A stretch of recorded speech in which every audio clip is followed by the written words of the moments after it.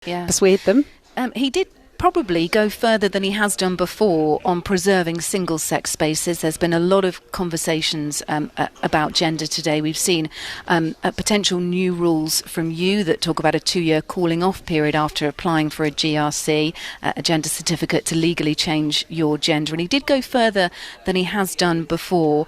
What did you make of what he had to say? If we break down those spaces he mentioned, he actually talked about sport, but he talked about hospital wards as well, didn't he? And toilets and changing rooms. So I believe that single-sex provision is really important for women. It matters for our dignity and safety. And, there's been a long fight to make sure that we've got women's refuge services, that we've got specialist provision where it comes to rape and sexual violence.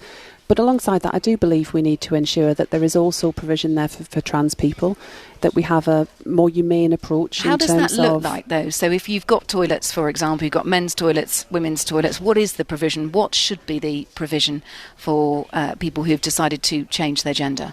So we have a process where people who are born in one sex but identifying a different gender can go through that formal process. What we're setting out is a system where we maintain the integrity in terms of making sure it's a proper process, but removing some of the difficulties, I think, in terms of what people often regard as what can be quite a dehumanising so I am process. someone who is biologically a male, but I have changed my gender. I've got a certificate to prove it, and I'm now a trans woman.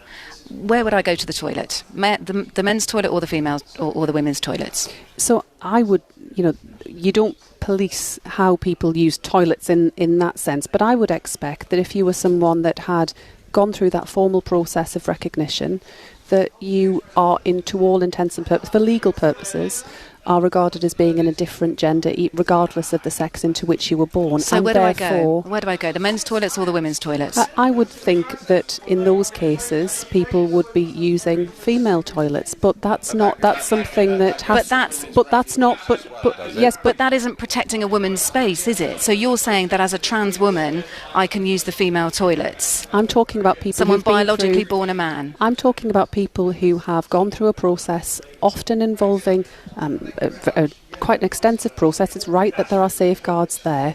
But alongside that, I do think we need to make sure that where it comes to, for example, women's refuge provision, where you're often talking about an accommodation basis, that there is a clear sense about making sure that women feel safe, that there's been a long tradition established about making sure that we've got that provision. It took a long time to get to that point.